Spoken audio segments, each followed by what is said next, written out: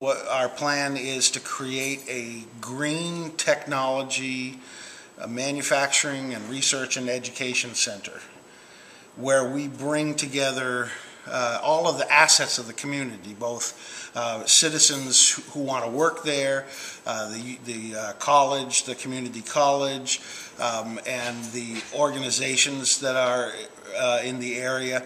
We bring them together to use the mill in a way that charts a new future for the whole region based on the existing resources, the wood resources and the people resources that we have there, and also on some new cutting-edge technology that's out there.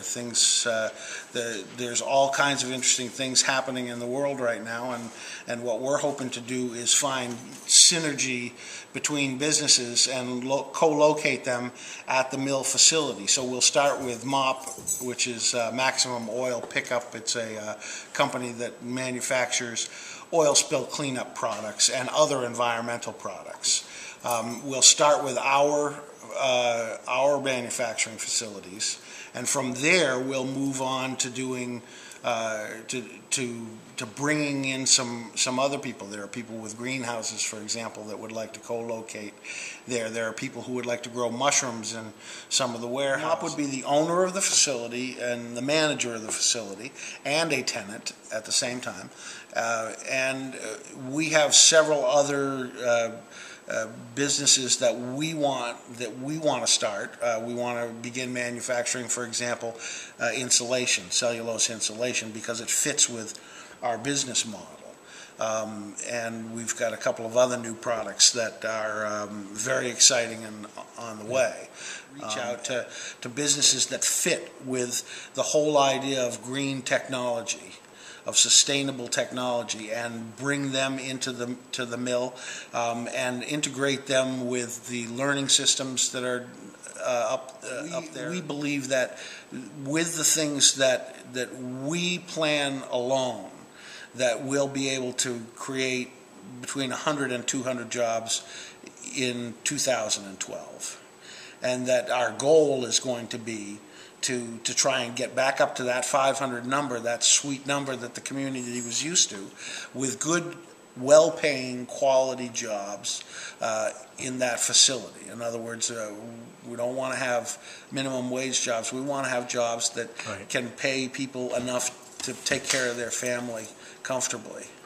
And the amount of investment to bring the mill up to a level of occupancy, how much you're looking at that, and where does that? Well, we initially intend to spend about $15 million on the first stage of that. But that really is the investment that we're going to make in bringing the mill up to standards in terms of the roof and the insulation and the electrical system and all that, and the investment that we'll need to make in our manufacturing and some of the other businesses that we intend to start there.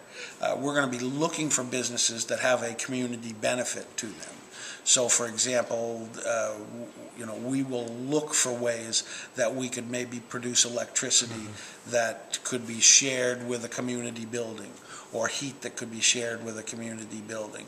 We're going to explore indoor agriculture, and whether that will be us or someone else, that's not yet determined, but it's definitely on the radar. And the report that Preston Gilbert did for the area, where there were 7 areas where he felt there should be focus in order to take the advantage of the resources and also provide good jobs. And we're going to go in all of those directions, and we'll tweak what his recommendations were a little, but they were just that, recommendations, and so we'll have the opportunity to have a good solid foundation, but at the same time do some experimenting and get the community involved with that.